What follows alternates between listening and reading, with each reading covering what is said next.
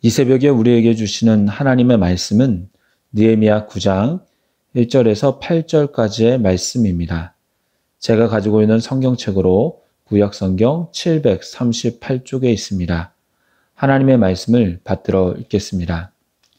그달 스문 나흔 날에 이스라엘 자손이 다 모여 금식하며 굵은 배 옷을 입고 티끌을 무릅쓰며 모든 이방인들과 절교하고 서서 자기의 죄와 조상들의 허물을 자복하고 이날에 낮 4분의 1은 그 제자리에 서서 그들의 하나님 여호와의 율법책을 낭독하고 낮 4분의 1은 죄를 자복하며 그들의 하나님 여호와께 경배하는데 레위 사람 예수아와 바니와 감미엘과 스바냐와 분니와 세레바와 바니와 그나니는 단에 올라서서 큰 소리로 그들의 하나님 여호와께 부르짖고 또 레위 사람 예수아와 감미엘과 바니와 하삼 느야와 세레바와 호디야와 스바냐와 부다히야는 이르기를 너희 무리는 마땅히 일어나 영원부터 영원까지 계신 너희 하나님 여호와를 송축할지어다. 주여 주의 영화로운 이름을 송축하올 것은 주의 이름이 존귀하여 모든 송축이나 찬양에서 뛰어남이니이다. 오직 주는 여호와이시라. 하늘과 하늘들의 하늘과 이럴 성신과 땅과 땅의 만물과 바다와 그 가운데 모든 것을 지으시고 다 보존하시오니 모든 천군이 주께 경배하나이다. 주는 하나님 여호와시라. 옛적에 아브라함을 택하시고 갈대아 우르에서 인도하여 내시고 아브라함이라는 이름을 주시고 그의 마음이 주 앞에서 충성됨을 보시고 그와 더불어 언약을 세우사 가나안 족속과 헷 족속과 아모리 족속과 브리스 족속과 여부스 족속과 기르가스 족속의 땅을 그의 씨에게 주리라 하시더니 그 말씀대로 이루셨사오매 주는 의로우심이로소이다. 아멘. 이 시간에는 계속 머물고 싶어요 라는 제목으로 말씀을 나누도록 하겠습니다. 느헤미야서에 보면 성벽을 50일 만에 완공하고 나서 오늘 본문까지 총 3번의 말씀이 낭독되는데요. 첫 번째는 나팔절 때입니다. 8장 2절에 보면 일곱째 달 초하루에 제사장 에스라가 율법책을 가지고 회중 앞 곧 남자나 여자나 알아들을 만한 모든 사람 앞에 이르러 라고 합니다. 종교력으로는 7월 1일, 이스라엘 절기로는 나팔절인데요. 이때는 유대 민간력으로 1월 1일로 새해 첫날을 나타내기도 합니다. 나팔을 불어서 이 날을 알리고 새해 첫날 학사 에스라가 율법책을 들고 사람들 앞에서 낭독함으로 하나님의 말씀으로 한 해를 시작한 것입니다. 두 번째 말씀의 낭독은 초막절 때입니다. 새해 첫날 나팔절을 은혜롭게 지낸 백성의 지도자들은 학사 에스라와 함께 초막절에 대해서 의논합니다. 지금까지 지내본 적 없는 초막절이었지만 이들은 율법에 기록된 초막절을 지키고자 합니다. 초막을 짓고 이래 동안 지내며 마지막 날에는 성회를 열었는데요. 이때에도 날마다 학사 에스라는 하나님의 율법책을 낭독합니다. 세 번째 말씀 낭독은 오늘 본문 말씀 1절에 나오는데요. 그달 스문 나흔 날에 라고 시작합니다. 그리고 3절에 보면 이 날에 낮 4분의 1은 그 제자리에 서서 그들의 하나님 여호와의 율법책을 낭독하고 라고 되어 있습니다. 이스라엘의 종교력으로는 7월 24일은 아무런 기념일이 아닙니다. 평일입니다. 하지만 나팔절과 초막절을 통하여 하나님의 말씀을 받고 받은 은혜가 너무나도 컸던 이스라엘 백성들은 자발적으로 모이기 시작한 겁니다. 소수가 아니라 꽤 많이 모인 것 같습니다. 왜냐하면 1절에 이스라엘 자손이 다 모여라고 되어 있기 때문입니다. 남녀노소 어린아이까지 할 것 없이 말씀을 사모하여서 모인 것입니다. 모여서 무엇을 합니까? 1절에 보면 금식하며 굵은 배 옷을 입고 티끌을 무릅씁니다. 사무엘의 4장에 보면 당시 제사장 엘리의 아들인 홈리와 비느하스가 여호와의 언약궤를 앞세워서 블레셋과의 전투에 참여하게 되는데요. 이스라엘의 군사들은 하나님께서 자신들과 함께 하신다고 생각하여서 사기가 올라갑니다. 그런데 전쟁의 결과가 어떻게 되느냐? 아주 처참하게 이스라엘이 지게 됩니다. 살아남은 사람은 거의 없었습니다. 그로 인해 하나님의 궤는 빼앗겼고 제사장 홈리와 비느하스마저 죽게 됩니다. 그때 간신히 전쟁터에서 살아남아 실로에 도착한 베냐민 한 사람은 이러한 소식을 알리기 위해 엘리를 찾아가는데요.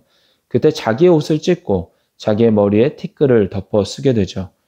그런 것처럼 1절에 금식하는 행위, 굵은 배 옷을 입는 행위, 흙이나 티끌을 무릅쓰는 행위는 전쟁에서 졌을 때, 많은 이들이 슬픔을 당할 때, 어찌할 수 없는 고통과 고난이 있는 경우와 같이 극한 슬픔을 나타내는 것입니다. 또 2절에 보면 모든 이방 사람들과 절교합니다. 아마도 유대인과 함께 거하면서 상업 관계를 유지했던 이들이 있었던 것으로 보입니다. 하나님의 말씀을 듣고 보니 하나님이 택하신 이들은 유대인이었고 구별되이 행동하라고 하셨기 때문에 자발적으로 이방인과의 만남을 끊는 것입니다. 그러면서 낮 4분의 1, 약 3시간은 하나님의 말씀을 듣고 낮 4분의 1은 죄를 자복하며 레위 사람 중 몇 명은 큰 소리로 하나님께 부르짖습니다. 금식하며 극한 슬픔을 가지고 말씀을 들으며 통해 자복하면서 하나님께 부르짖는 것입니다. 이스라엘 백성들은 아마도 나 8절에 들은 말씀이 그들의 마음을 크게 움직였던 것 같습니다. 그때 마음껏 울며 회개해야 되는데 당시 느헤미야가 이 날은 주의 성일이니 울며 근심하지 말고 기뻐하라고 선포했기 때문에 할 수 없었고 그 이후 초막절을 보내면서 말씀을 들으면서도 큰 찔림이 있었지만 그저 듣기만 할 뿐 아무것도 할 수 없었기 때문에 이번에는 처음부터 제대로 말씀을 듣고 회개하기 위해서 은혜 받은 대로 회개하고 결단하며 부르짖기 위한 준비를 하면서 실행한 것입니다. 그렇게 말씀과 회개가 일어났을 때 레위 사람 몇 명이 단에 올라가서 기도문을 외칩니다. 그들은 하나님을 송축하며 찬양하라고 하는데요. 그 근거가 6절부터 기록되어 있습니다. 첫 번째로 하나님이 창조주이시기 때문입니다. 6절은 이렇게 기록합니다. 오직 주는 여호와시라. 하늘과 하늘들의 하늘과 이럴 성신과 땅과 땅 위의 만물과 바다와 그 가운데 모든 것을 지으시고 다 보존하시오니 모든 천군이 주께 경배하나이다. 이스라엘 백성들이 바벨론에서 예루살렘으로 돌아온 지 100여 년의 세월이 지났습니다. 3, 4대가 지난 것입니다. 나라가 어려움을 당한 후 바벨론에서의 70년, 예루살렘에서의 100여 년의 세월이 지나면서 하나님을 섬긴다고는 하지만 하나님이 도대체 누구인지 알지 못하는 일들도 많았을 것입니다. 그러기에 레위인들은 분명히 백성들에게 하나님을 소개합니다.